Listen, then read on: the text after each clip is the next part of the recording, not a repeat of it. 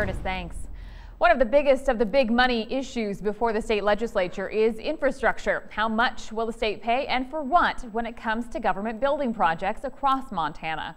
MTN's Mike Dennison tells us the status of those proposals and how the debate now includes a possible new planning and funding framework for major buildings. Right now, Montana lawmakers are considering a half dozen bills to authorize almost $360 million worth of building projects. That total includes $135 million in cash or cash authority for new state and university system buildings, renovation, and maintenance. Among these projects are $20 million to fix up state fishing access, parks, and other recreational sites, $12 million for maintenance and improvements at the state capitol complex and other buildings statewide, and $5 million for a new veterans nursing home in Butte. There's also $44 million in coal trust loans, mostly for big regional water projects in eastern Montana, and the big one, $160 million in bonded debt, which would pay for a remodeled Romney Hall on the MSU campus in Bozeman, a new State Historical Society building, and scores of water, wastewater, and bridge projects in smaller towns all over the state. But state borrowing requires approval by two-thirds majority of each house, and for several sessions now, a conservative bloc of Republicans has blocked bonding bills for infrastructure.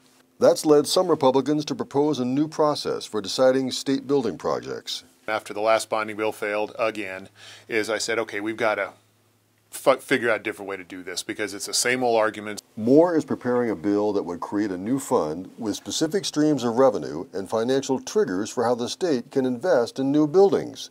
Republican Representative Mike Hopkins of Missoula, who chairs a panel that reviewed the building plans, says it resembles a vetting process already in place for many smaller projects. We want to take that system and we want to attach it to the overall conversation around infrastructure in the state of Montana.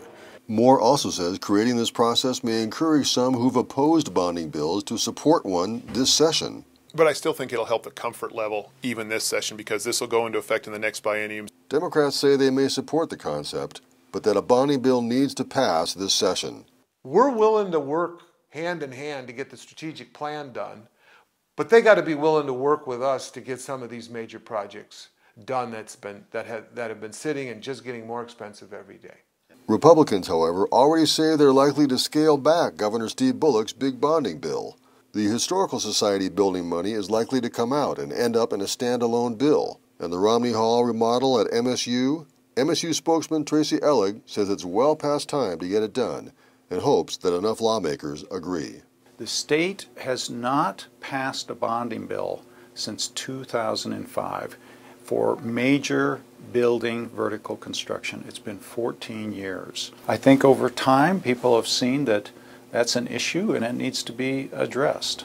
Some initial committee votes on infrastructure bills will happen on Thursday, but that's just the first step.